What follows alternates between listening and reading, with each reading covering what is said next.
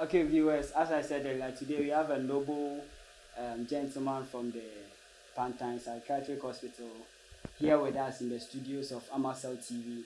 He's here to enlighten us more. As we said earlier on, depression has been one of the leading cause of death by the youth. Today you hear someone just died, someone just killed himself or herself out of an unknown cause. So due to that, you brought someone here or someone who is well into that field to educate us more on the word or on the topic depression. All right, welcome, Mr. Richard. Yes, my name is Richmond Richmond. Bafo. All right. Yes. This is Amasel TV. You are welcome once again. Thank you very much, All right, brother. so can you tell our viewers who you are? Like, they want to know you more. Okay. My name, as you said, Richmond Bafo. I work at Pantine Psychiatric Hospital, precisely Community Mental Unit. I've worked no less than 10 years at Pantine. Wow, Yeah. that's so magical. We are humbled, sir. All right. So as you've all heard, he is Mr. Richmond Bamfo or Bafo. Bafo. Bafo. Yes. Sorry for the mistake. Yeah. So let's kick starting because time is running out. Let's kick starting. Okay. Right. So Mr. Richmond, when you talk about depression, we want to know what depression is, the meaning of depression. Yeah, so my brother, mental illnesses are being grouped under different subgroups. And when you talk of depression, it's fall under one group of the category, as I said, under mood disorder. So depression is one of the mood disorders, which causes people to have persistent feeling of sadness and also let them have loss of interest and affect their daily function. And such a person must not experience this in less than 2 years. So when the person's experiencing these kind of symptoms and so forth and is not below 2 weeks, then the prescriber or whoever may, a specialist who may attend to the person or classify the person to have depression. So meaning depression is not yet depression until it's past 2 weeks. Yes. People or anybody can experience one or two of the depressive symptoms, depending the daily stressful events and so forth. But you don't term it as a disorder. Yes. So it becomes disorder when the symptoms, those usual symptoms as the person is facing persist for more than 2 weeks. And it shouldn't be less than 2 or just 2 or 3 symptoms. Then you say the person has the disorder, not at all. So what are the symptoms? What are the symptoms? Yeah. Depression, as you say, from the definition the simple definition that I gave for every lay person to understand, when you say is a mood controls our happiness and our sadness. So this side, the person is very sad. And when it happens like that, it depends the level of the depression. So the mild form of the depression, the person will start having this sadness mood. The person will draw from people. The person will have loss of appetite. Most of the times, too, others also do gain appetite. So either the person eats too much or the person doesn't eat at all, and all results into either the one eating too much will gain weight, the one not eating will lose weight. Some also will sleep a lot, some also will not sleep at all. In our term, as you say, insomnia, those that they have difficulty in sleeping, those that they sleep too much, we have the hypersomnia and so forth. So the symptoms are a lot. The person will neglect personal hygiene, most of the times, not bath, not groom well. If it is a woman, not kept the hair and so forth. So all these are symptoms of depression. Yes. Wow. So before we move to the next thing, I would like to let our viewers know that this edition on Amasel TV is brought to you by Brain World Academy. Brain World Academy is located in Masanankese, where you can register for your WASI remedials DC, and etc. And also we have Excel Mall and delivery services also in Ho. When you are in Ho or around Ho and you want to get something like sneakers, shirts, what have you, or maybe you want to deliver something to someone, there will be a link, or sorry, there will be a number in the description box. Kindly contact them, Excel Mall, and you get sorted out. All right, Mr. Richmond, let's continue. As you were saying, some people eat too much and some people does not eat too much. So focusing about the food, in terms of depression, okay, aside a person eating too much or not eating less, does it have effect on the person nutritional status or something? Because maybe I was thinking, because it's a disorder, even if you eat crab, because you are not in your right state, you will not see the effect of the food or something. Is there anything like that? Yes, there's nutritional issue when the person is not eating at all or the person is eating less. Okay. We all understand that food, as we know, is really part of our health maintenance. All right. So if the person is not eating as the body is demanding or as the body wants, one, carbohydrate is a question here. So the person won't have enough carbohydrate that will give the entire body energy for the person to perform well. So you see that the person will have what is called lethargy or being weak and so forth, and the person will be less productive. Yes. Other nutrients that the food must provide, depending the ingredients being used to prepare the meal, is also a factor. So if the person is not eating much and the food constituent, is also not enough, like the person will have vitamins, minerals, proteins, fat and oil, and even water taking becomes a problem because the person is not eating. How much more of taking water? So if the person is not really eating, all these things become a factor, as you said, nutritional wise, and you see that the person starts depreciating. Yes. And if the person is eating too much too, the carbohydrate, you see, in my definition, I said it makes the person loses pleasurable functioning. So the person will eat perhaps 2 balls of kenke, 2 balls of banku, and the person is not doing anything. The person is just sitting down. What will happen? All will tend to be fat and so forth. And you could see that the person is building up bloating and bloating. At the end, obesity will set in, or even the blood sugar will be abundant, and it will be overweighing the insulin you're supposed to convert this glucose and then hide it for the body to use it later on. So all this becomes an issue. Wow. Yes. That's so fantastic. And there was this confusion I had some time ago. Mm-hmm. You see, I don't know whether it was depression or not depression, but I realized I was just being isolated. Like I was just isolating myself for everything. Okay. But I eat normal.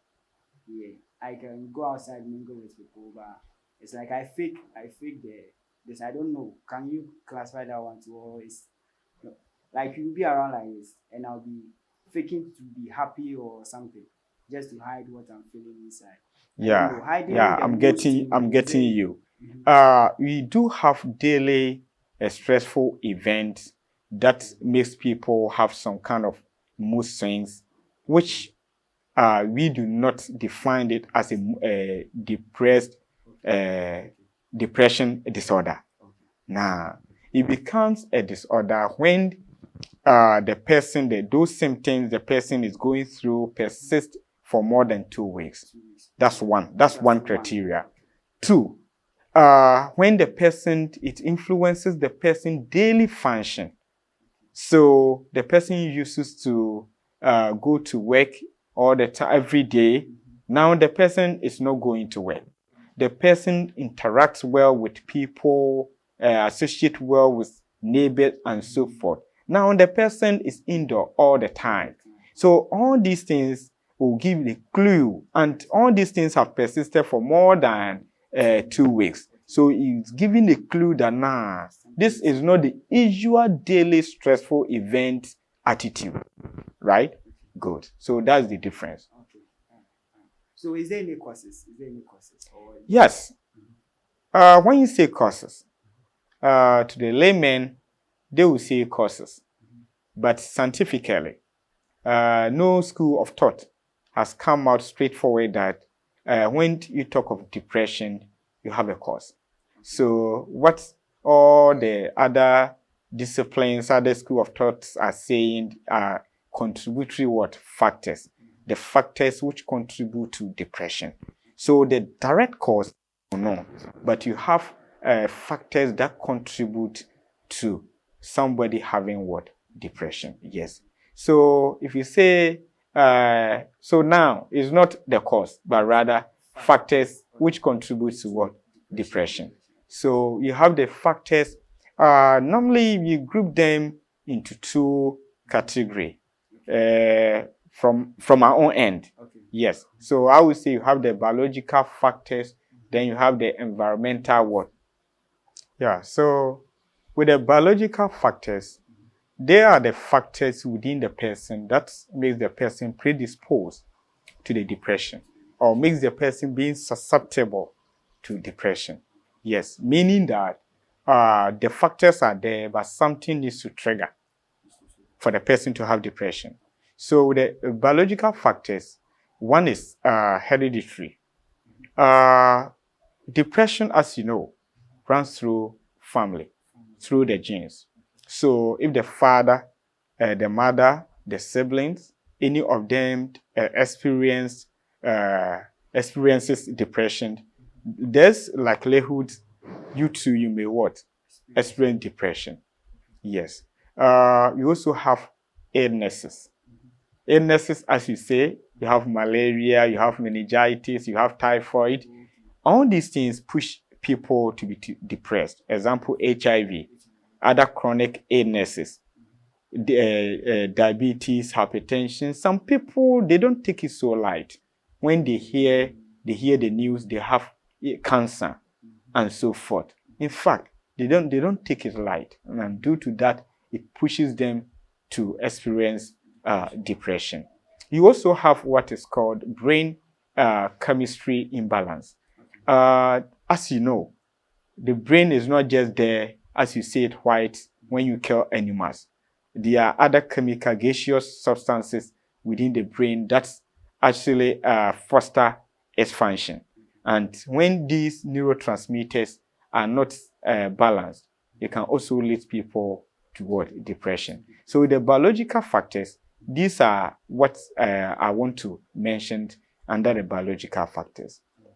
When we come to the environmental factors, you have what is called the stresses you have in life or stress life events. So our daily functions, you get to know that you meet things which are much difficult for us to handle. Life events like losses. When you say loss, it comes in so many forms. You can lose your loved one, and that can push you into depression when you are much susceptible. You can't lose your money through betting and certain things perhaps you may not be able to mention. And as this one is public, I can. Men's Good, for instance. A lot of people lost their money, and at the end, they were much depressed and so forth. So you can even lose your body part like through amputations and so forth. Or any forms of loss can push you into depression, right? Yeah, you have under the stressful life event, you have unemployment. Now it's a public concern, one of the most public concerns. So the youth are not getting jobs.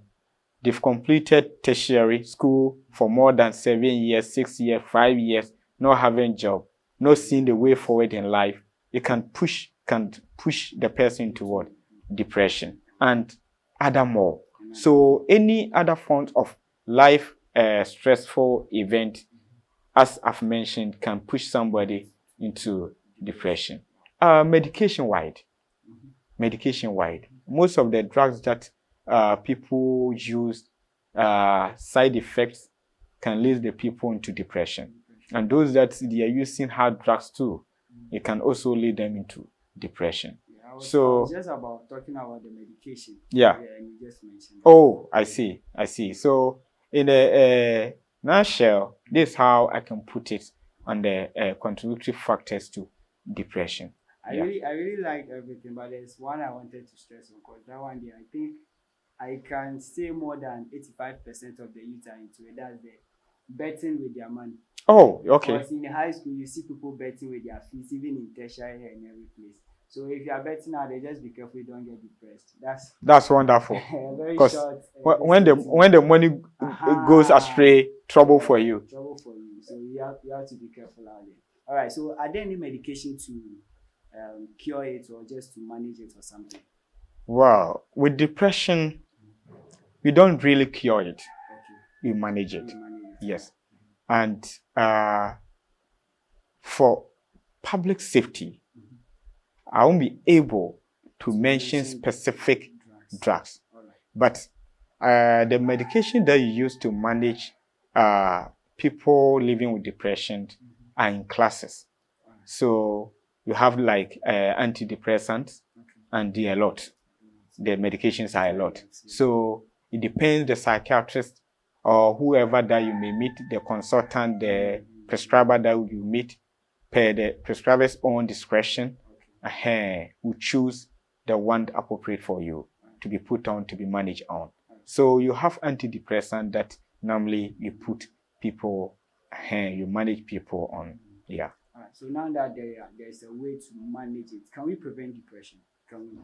Yes, we can. Even with the management, it doesn't come to only the medication that you use to manage it. You also have psychotherapy, like individual therapy, family therapy, group therapy. You use that to also support a lot. Yes, you also have complementary medicine therapies. When I say complementary, just supporting, like exercises, yoga, other meditation, visualization. All these are other part of therapies, complementary therapies that you use in supporting managing depression. So when it comes to preventing it, you see, yes, we can. Somebody will say then you need to prevent stress life events first. It's hardly to prevent depression, but you can reduce how people experience the depression. We cannot prevent it totally, but you can reduce it. And how do you reduce it? One, all of us understand in one way or the other, you may meet stressful event. Even it could be relationship-wide. When you meet a situation, what do? You need to use proper problem-solving skills to deal with it, rather than using the improper one. For example, if there's a relationship issue, you and your husband, I think you have heads who are there. I mean, family heads, I mean, the religious heads, and so forth, other stakeholders, to come in to calm the situation, or even take you through certain processes for you to also calm down. So when you are using proper problem solving skills, at the end, it will reduce depression. Yeah. You may also have proper coping skills. Proper coping skills. Yes. You could see that most of the times, 3 people will lose same amount of money at the same time. Some will be just crying uncontrollably. Some would just tell you that, oh, it's okay. After all, even human dies. So no problem. So you see the difference now? Yeah. So you need to use proper defense mechanisms when you meet situations which overweighs it a bit. Yes, and that also will help a lot. We need to share our challenge with people that you are quite, you do quite trust them. Yes, so that we can vent out the heat in us. And as we are sharing with them, at least it also counts as the people also bring certain kind of measures, certain support for that relief to what? To be reached. So I think when you do that, it will help a lot. You in person or somebody experiencing the mild form of depressive symptoms can start exercises, can start yoga, can start meditation, and the meditation needs to be on positive term, not on negative term. For example, your husband is dead and you want to use the meditation method, and you are meditating on how your husband died, how they buried your husband. No, it's not a positive thing that you must use, but rather use at things that like birthday, you are married and so forth, things which are quite positive to do the meditation. You can also use visualization. You meditate on interested places that you visited before and so forth. And all these things will change the mood and make you better. So with this, I think you can reduce the depression. Yes. So from Mr. Richmond's statement, he didn't mention of using alcohol or drugs. So those out there that uses alcohol as a way to manage their moods, you should be careful out there. And let's say those that take or smoke and all those that, you should all take it out because they are all not good for you. Since he didn't mention it, meaning it's not good for you. And another thing you all have to also note, which I like from what he said, is sharing your stories.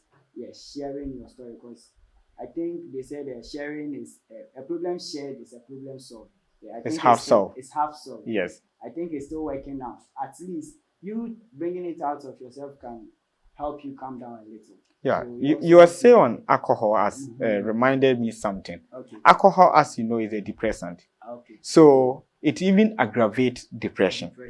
So if you are depressed and you are taking alcohol, meaning that you are mounting the problem. So those that they use alcohol to solve their depressed challenge, they are rather worsening the situation. Wow. So it's good they stop it. Yes, and I cannot really confirm to 100%, but what I know is that other hard drugs also has the greatest influence on aggravating the depression. Yes. Thank you very much. Don't mention. For enlightening us more. Don't mention. So we wanted to know, so right now, what actually in depression causes people, at what extent can depression cause someone to harm him or herself? Oh, wow. So the time couldn't permit me to elaborate much on the signs and symptoms, but some of the other signs and symptoms, and we see it to be cardinal, are hopelessness and helplessness. These are these are major symptoms to depression. When the person feels to be hopeless, when the person feels to be helpless, the person will have what is called suicidal thought or suicidal ideations. So these most of the time, and when those people are not getting the enough support earlier, they rather tend to have these suicidal ideations and they end up their life. You see, depression, as you've heard of, are in different levels. You have the mild depression, you have the moderate depression, you have severe depression. So at times, those that they can come to us to tell you that, or to tell us that I have the sad mood, and they may fall under mild or moderate. When you get to the severest form of depression, there the people think twice of killing themselves. Yes. So that's the clinical depression. Yeah. Thank you very much. Don't mention. You out there, suicide is so bad. Don't try it. Okay. Whatever you are facing, you are okay not to feel okay. Just share it with someone, and someone is out there to help you. Okay. All right. So, Mr. Richmond, your final words so that we. Wow. Me being a community mental health officer, the experience I have gotten so far, I've realized it's not easy now for people to afford mental health care, especially when they are being admitted. So I will plead to citizens of Ghana, our viewers, that whoever is experiencing any of the mental illnesses or going through mental challenge or having the symptoms of mental illnesses, they shouldn't wait till the situation become worse. Earlier the better. Now, you have community psychiatric unit at every government hospital in the country. So they've now decentralized the mental health care. So unlike before, that only Pantine, only Accra Mental, only Ankafo, that people were going for mental health care. Now, it's at desktop, at the doorstep of every individual. Wherever you found a government hospital, there's a community psychiatric unit there. Go there, be assessed, and be helped, and you are free. Thank you. All right, viewers, thank you for being with us from the beginning to the end. As I said, this is Mr. Richmond Bafo, and here is Amasel TV. You see the description box below. We have the contact of Amasel TV there. If you have any question you want us to, let's say, address it for you, you can drop it in the comment section, or in the description box. There's our Telegram link, our WhatsApp link. Just take the numbers there and call us or text us. We'll be very ready to address your issue. And even if you want to, let's say, if you have any challenges about, let's say, your mental health, or you need some support, you just reach to us. And we'll be very glad to be of help to you. And as I said, the program today is brought to you by Brain World Academy, located in Asamankese. Reach them out for your WASI, BC, NOVDEC, remedials, and whatever. And we also have the SL Mall and delivery services at home. They are there to deliver your goods at the rightful place it should be. Till we meet again, stay blessed, and always remember your mental health is also important. Thank you.